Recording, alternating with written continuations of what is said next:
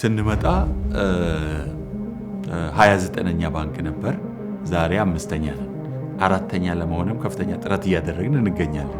የሀገርን ኢኮኖሚ መቀየር ካስፈለገ ተበድሮ መመለስ የሚችል ማህበረሰብን መፍጠር ይጠይቃል። አርሶ አደሩ የብድር አገልግሎት አግኝቶ ምርትና ምርታማነቱን እንዲያሳድግ ሰፊ ስራ ሲሰራ ቆይቷል። ባንክም እንደተበደርሽ አይመስልሽም? ለሴቶች ደግሞ የተለየ ቦታ አላቸው። እኛም ከዜሮ ነው የተነሳ ነው። ፋይናንስም ያደረገን ሲንቄ ነው። ባንካችን ይህንን የግብርና ዘርፉን በስፋት እያገለገለ ያለ ባንክ ነው። ሲንቄ በገዳ ስርዓት ለሴቶች የተሰጣቸው መብቷን የምታስከብርበት ፖለቲካዊ ዘርፍ ዙሪያ ስትሳተፍ እንድትጠቀምበት በገዳ ስርዓት ተሰጥቷታል። እንደ አጋጣሚም እንደ ፍላጎታችንም ሆኖ በጣም የተሳካ ስም ነው ብለን የምንወስደው። በጣም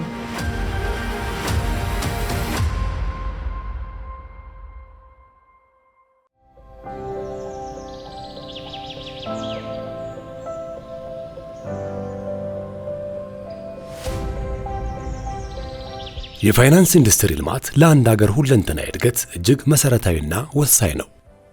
የኢትዮጵያ የፋይናንስ ኢንዱስትሪ ጉዞ ከ100 ዓመታት ባልዘለቀበት በተለይም የገጠር ኢኮኖሚያዊ እንቅስቃሴዎች ብዙ ርቀት ባልተጓዙበት ሁኔታ ዜጎች ገንዘብ አግኝተውና በኢኮኖሚ እንቅስቃሴዎች ውስጥ ተጠቃሚ ሆነው ራሳቸውንም ሆነ አገራቸውን መለወጥ እንዲችሉ የተቋም ራዕይን ግብ አድርጎ መስራት ቁርጠኝነትና ከፍተኛ ትጋትን የሚጠይቅ ተግባር ነው። አንድ ማህበረሰብ 4 ዋና ዋና እሴቶች አሉት፣ ሀብቶች አሉት። የተፈጥሮ ሀብት፣ ሂውማን ካፒታል፣ የሰው ሀብት ካፒታል፣ ፋይናንሻል እና ነን ፋይናንሻል የሆነው ካፒታል እና ኢንተርፕሬነርሺፕ ነው። ይሄን አገናኝቶ ስራ የሚሰራ ደግሞ ሌላኛው የፈጠራ ሀብታችን ኢንተርፕሬነር የምንለው ነው ማለት ነው።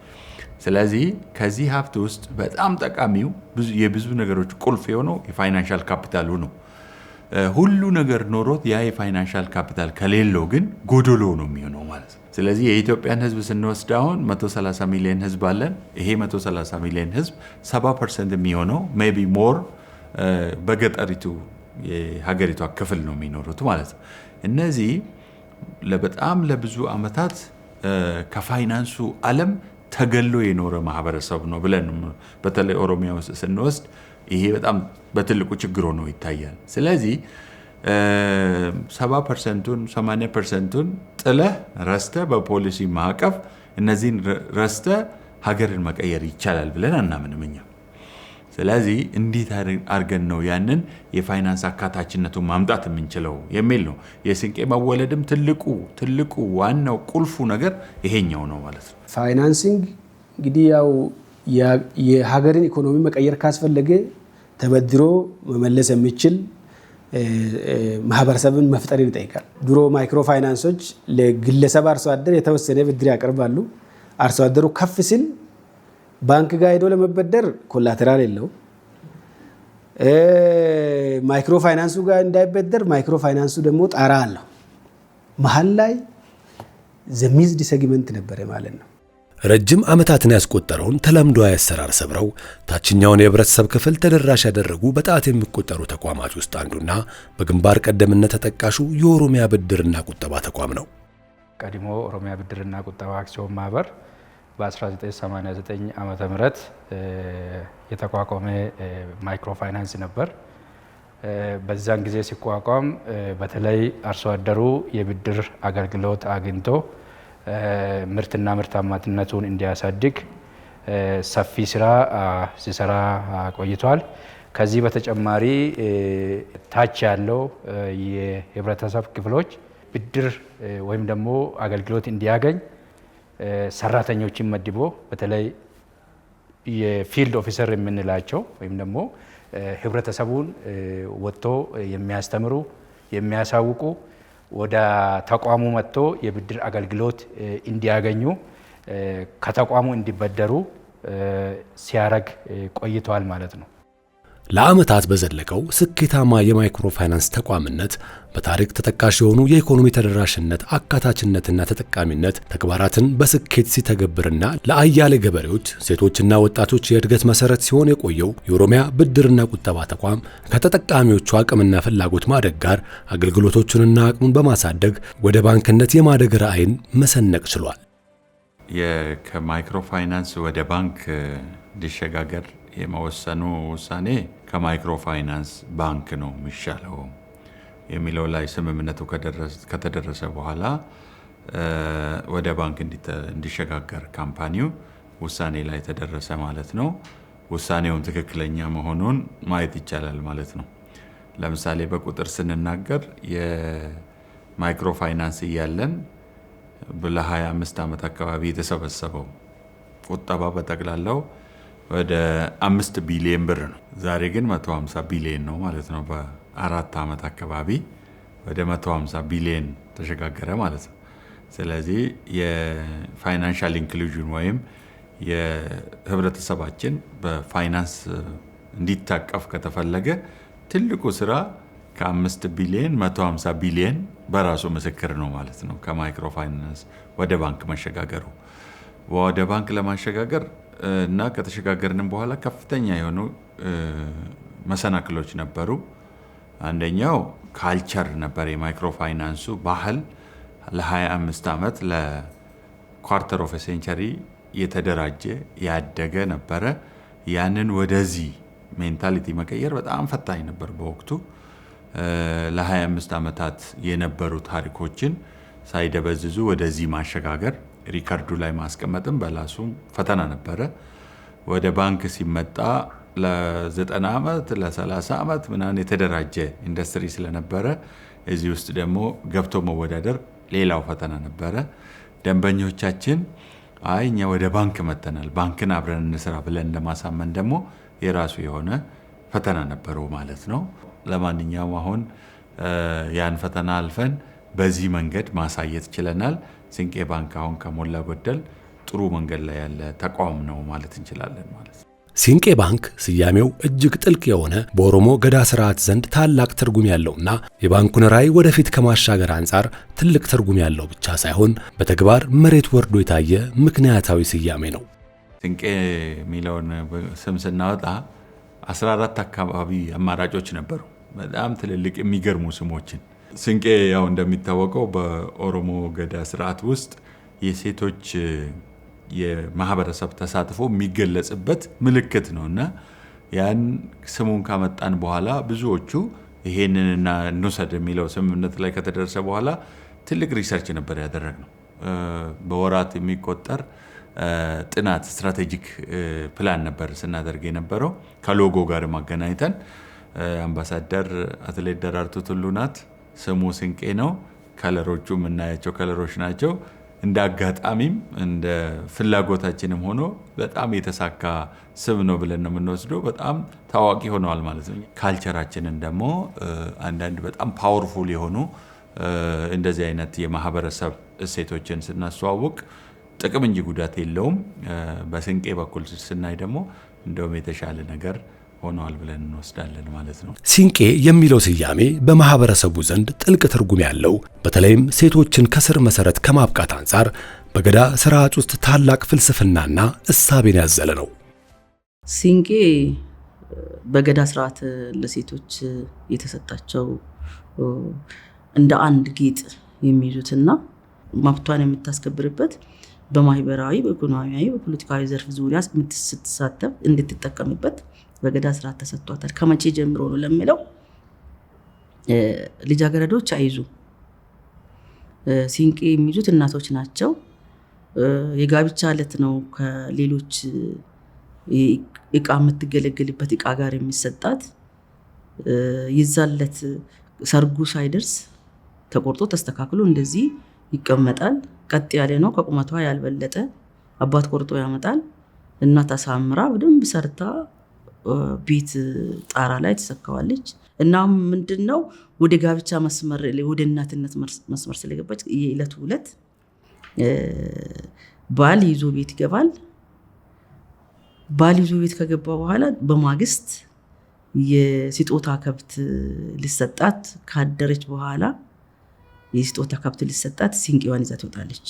ሲንቄ በኢኮኖሚ ውስጥም ትልቅ ቦታ አለው። ሲንቄ ባንክ የህዝቡን ፍላጎት ተከትሎ ወደ ሲንቄ ባንክነት ካደገ ወዲህም ቀድሞ ሲሰጥ የነበረውን የማይክሮ ፋይናንስ አገልግሎት ሳይተው ይልቁንም ይበልጥ በማጠናከር የፋይናንስ ተደራሽነት፣ አካታችነትና የኢኮኖሚ ተጠቃሚነትን የማረጋገጥ ተግባሩን በዘመናዊ የፋይናንስ ቴክኖሎጂ በማሻሻልና በመደገፍ የተሻለ ስራና ስኬትን እውን በማድረግ ላይ ይገኛል። በሪያል ቴክኖሎጂ ምንም ማድረግ አይቻልም። ስለዚህ ዘመናዊ የሆነ ቴክኖሎጂ መታጠቅ እንደነበረብን ሁሉም አካላት ያምኑ ነበረ።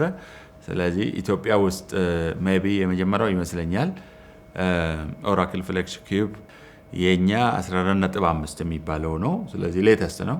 እኛ ስንገዛው ዓለም ላይ 3 ሀገር ላይ እንደዚህ ነበር የተተገበረው የተሞከረው።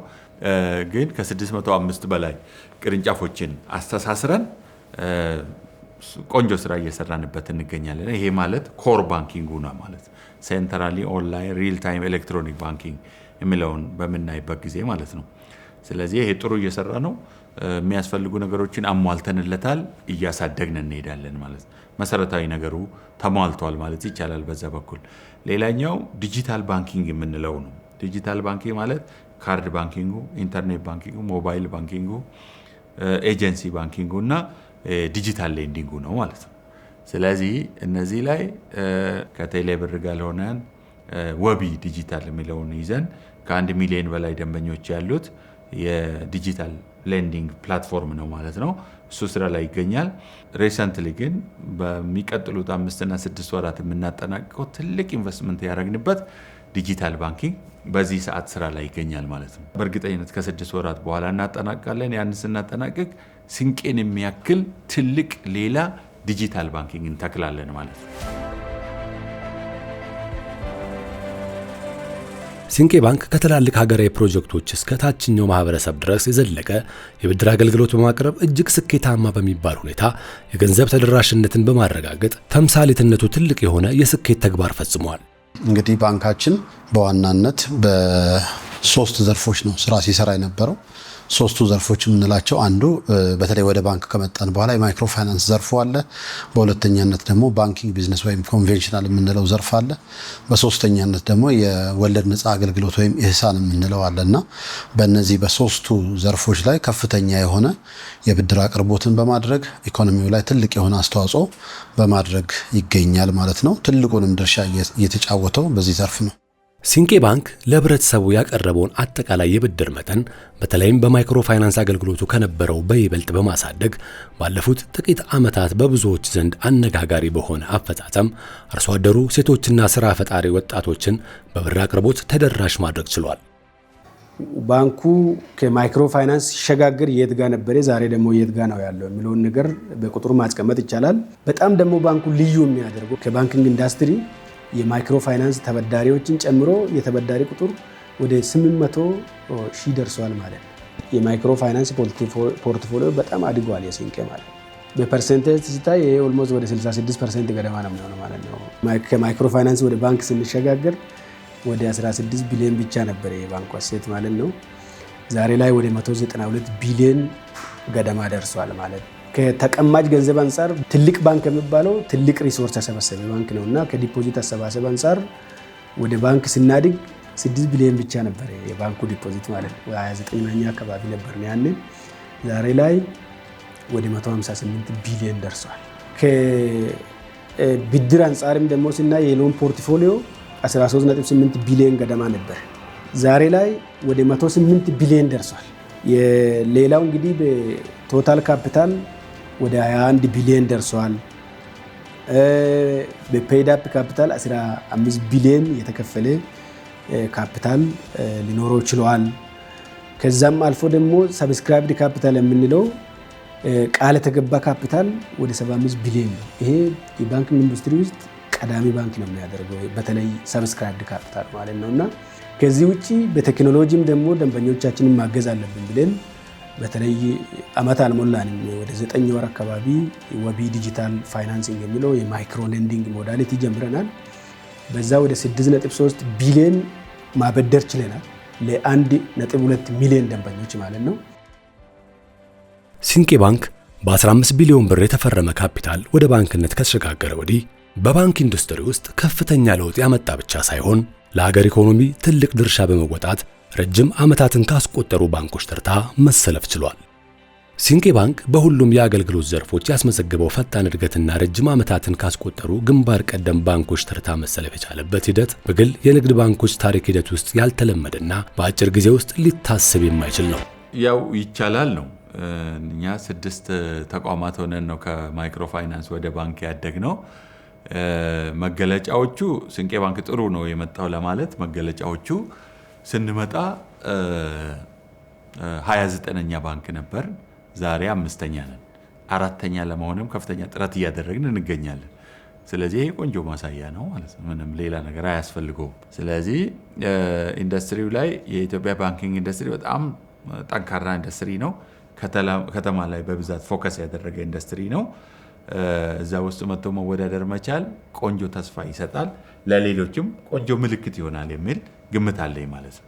ለሲንቄ ባንክ አስገራሚ እድገት ትልቁ መሰረት የሆነው ባንኩ ይዞ የተነሳው ታላቅ ራዕይ ብቻ ሳይሆን ከሀገሪቱ የኢኮኖሚ ሽግግር እቅድ ጋር የተናበበ አካታችና ተደራሽ የኢኮኖሚ ተጠቃሚነት ስትራቴጂ መከተል መቻሉ ጭምር ነው። የኢትዮጵያ ኢኮኖሚ ስር መሰረቱ ግብርና ከመሆኑ አንጻር ሲንቄ ባንክ ለግብርናው ዘርፍ የተለየ ትኩረት በመስጠት በባንክ ኢንዱስትሪ ውስጥ ካለው አፈጻጸም አንጻር ከፍተኛውን ድርሻ ወስዶ ኃላፊነትን እየተወጣ ይገኛል። ለዚህም ማሳያ የሚሆነው በጥቂት ዓመታት ውስጥ ለ1400 ገበሬዎች ባህላዊ የአስተራረስ ዘዴን ለማዘመን የትራክተር ብድር ማቅረቡ ነው። በዚህም ባንኩ ከሚያቀርበው አጠቃላይ የብድር መጠን ከግማሽ በላይ የሚሆነው ለግብርና ዘርፍ ፋይናንሲንግ የቀረበ መሆኑ ልዩ ያደርገዋል። ገንዘብ ከገጠር ተሰብስቦ ለገጠር እንጂ ከገጠር ተሰብስቦ ለከተማ የሆነበት ዘመን ማብቃት አለበት ብሎ ያምናል። ባንካችን ይህንን የግብርና ዘርፉን በስፋት እያገለገለ ያለ ባንክ ነው። ከአጠቃላይ ብድራችን ወደ 51.5% የሚሆነው እጅ የሚሆነው ግብርናው ዘርፍ ላይ ነው ያለው ማለት ነው። ከሲንቄ ባንክ ጋር እዚህ ስብሰባ ነበርና ስብሰባ ላይ ባገኘነው ነገራቶችን ያለውን ነገር ነገረን። እሱ በነገረን ስትራቴጂና እሱ በነገረን መስፈርት ሄድን። በተወሰነ ጊዜ ብሩ ሊለቀቅልን ቻለ። ከዛ በኋላ ያው እንደምታዩት እንግዲህ ከብቶቹን አስገባን በተለቀቀልን ብር።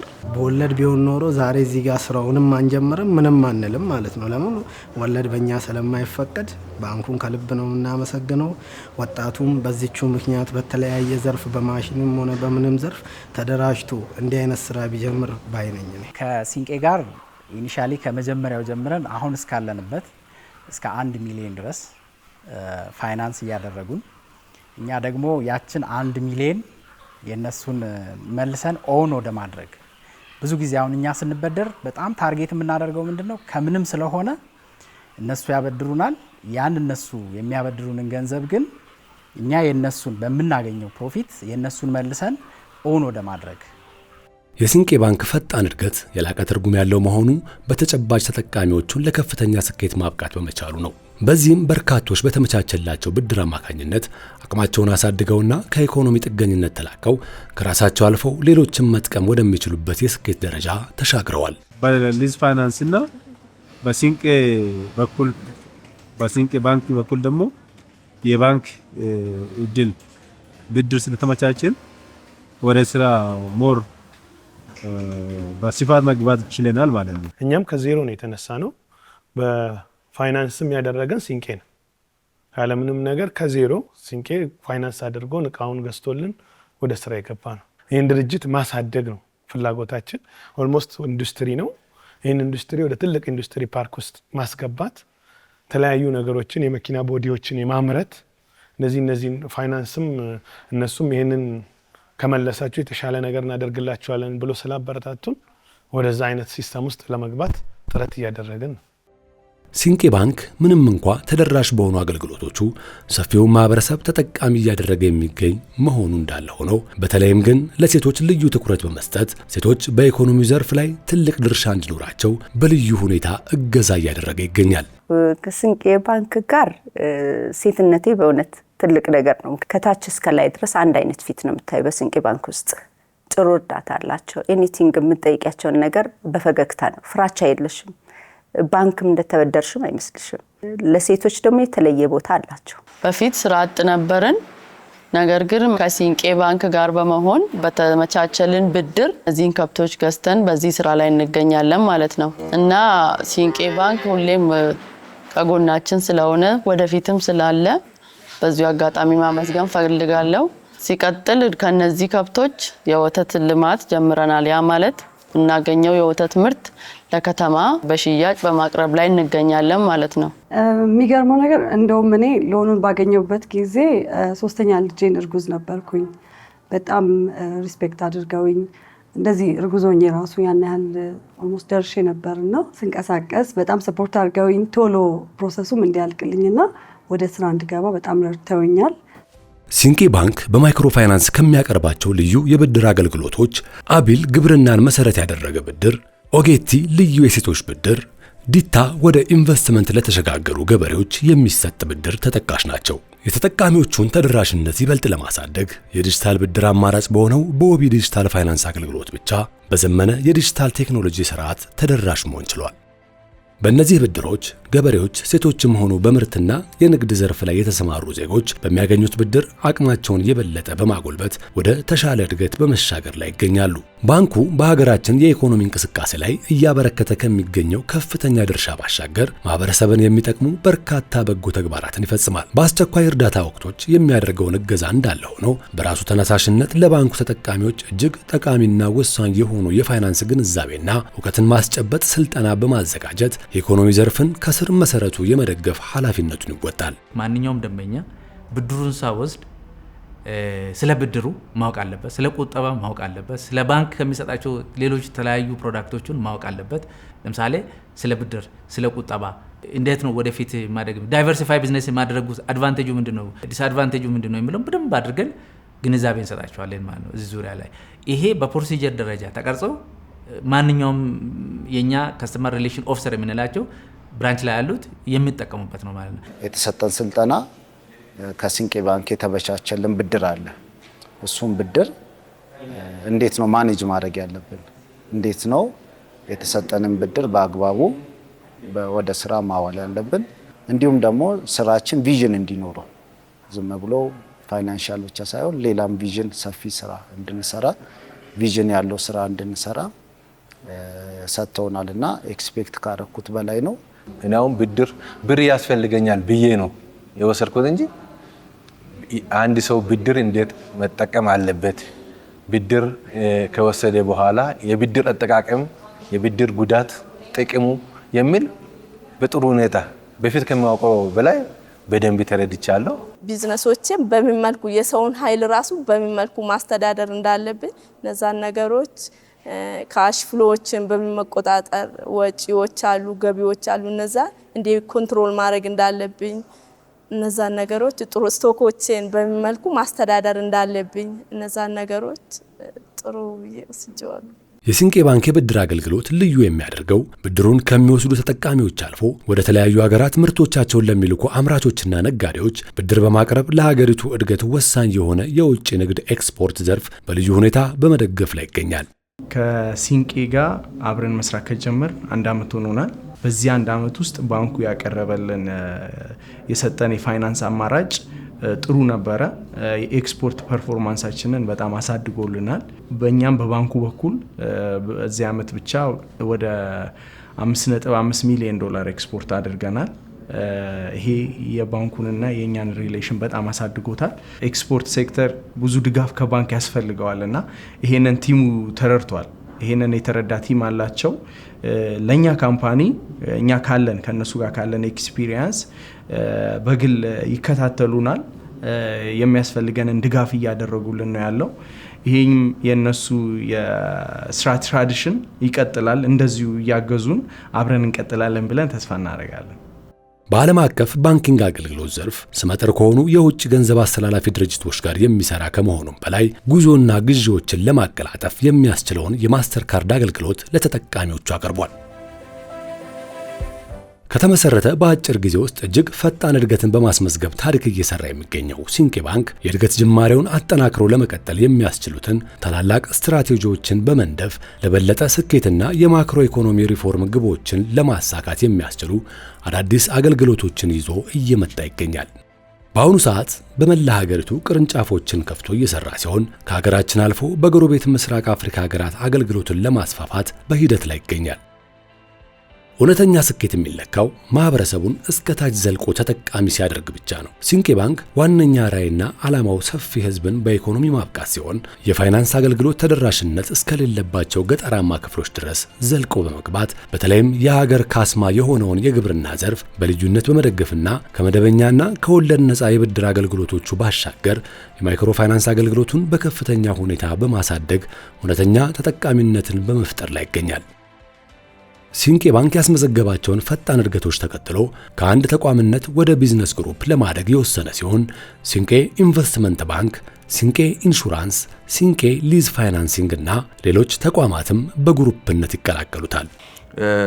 የሲንቄ ግሩፕ እንግዲህ ራሳቸውን የቻሉ ተቋማት ናቸው። እነ ሲንቄ ኢንቨስትመንት፣ እነ ሲንቄ ኢንሹራንስ፣ እነ ሲንቄ ሊዝ እነዚህ ራሳቸውን የቻሉ ተቋማት ናቸው።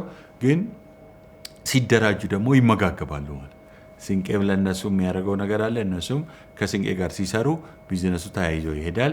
ከዚህም በላይ ሌሎች በርካታ ተቋማቶችን እንደ ሀሳብ አስቀምጠናል። አቅም ሲመጣ እያደራጀን ትልቅ ኮንግሎመሬት ማድረግ ይቻላል ማለት ነው። በየራሳቸው ለምሳሌ ኢንሹራንሱን ከወሰድ ፕሮፌሽን ነው፣ ለራሱ ይሰራል። ግን እሱ ሲሰራ ከሲንቄ ባንክ ጋር የሚመጋገበው ነገር አለ። ሲንቄም ሲሰራ ደግሞ ከኢንሹራንሱ ጋር የሚመጋገበው ነገር አለ። እንደዚሁ ከኢንቨስትመንቱ ጋር፣ ከሊዙ ጋር፣ ከሌሎችም ጋር። ስለዚህ 4-5 ተቋማት መንገድ ላይ አሉ ማለት ነው። ከነዚህ እስካሁን ካነሳናቸው ወይም ወደ ስራ ከገቡት ውጪ በርካታ ደግሞ የቀሩ አሉ። በጊዜ ሂደት አቅም እየዳበረ ሲመጣ ወቅቱ ሲደርስ ሌሎችንም እየጨመርን እንመጣለን። ስለዚህ ትልቅ ኢንስቲትዩሽን ኢንዱስትሪ ይሆናል ማለት ነው በራሱ። ለዛ እየሰራን እንገኛለን። ባንኩ አብሮ ከሚሰራቸው ከ33 በላይ የሚሆኑ የውጭና የሀገር ውስጥ አጋር ተቋማት ጋር ሆኖ በተሻለ አቅምና በገዘፈ አቋም የእድገትና የንግድ እንቅስቃሴዎችን የሚያነቃቁ ስራዎችን ለማጠናከር ከምን ጊዜውም በላይ አጠናክሮ ይገኛል። እኔ ለደንበኞቻችን እና ለህዝባችን ከባንካችሁ ጋር ስሩ፣ የተሻለ ነገን አብረን እናመጣለን የሚል ማለት ፈልጋለሁኝ። ሰራተኞቻችን በቅንነት ደንበኞቻችን ማገልገል አለብን፣ መበርታት አለብን። በርቱ። ሊደርሺፓችን ያለፉትን 4 ዓመት በጣም ይቻላል ተብሎ የማይታሰበውን ነገር አድርገናል። ይሄኛው ሊያኩራራን አይገባም፣ ሊያረሳሳን አይገባም። ይሄ ያለፉት 4 ዓመታት ለሚቀጥሉት 5 እና 10 ዓመታት ስፕሪንግ ቦርድ ሆኖ ሊያገለግል ይገባል። ለሼር ሆልደሮቻችን ደግሞ በጣም ትልቅ ነገር ነው ያደረጋችሁልን። ካፒታላችን ከ15 ቢሊዮን 75 ቢሊዮን እንዲደርስ መወሰን ማለት በጣም ትልቅ ቁርጠኝነት ነው የሚያሳየው። እስከዛሬ ለተደረገልን ሁሉ ትብብር ከልብ እናመሰግናለን። ይሄኛው ግን ወደፊት ሁላችንንም ወደፊት ሊወስደን ሊሆን ይገባል። ተባብረን እጅ ለእጅ ተያይዘን ከሰራን ከዚህ በላይ የመስራቱ እድል በእጃችን ነው። ሲንቄ ባንክ፣ በአንድነት ወደ ስኬት።